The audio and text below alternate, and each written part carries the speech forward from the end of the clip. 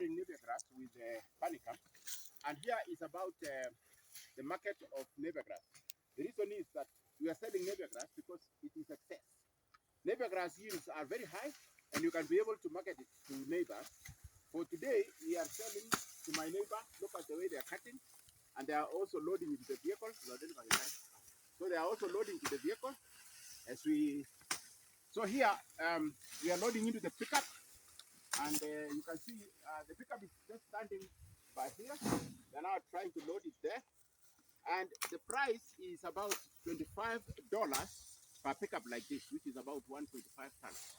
So Napier grass, because of its good yield, better than panicum, it produces more, and you are able to sell it for sale. So there are many uses of Napier grass than panicum. Panicum you can use it on your farm, but Napier you can sell it to the neighbor. All right. Thank you very much. Good.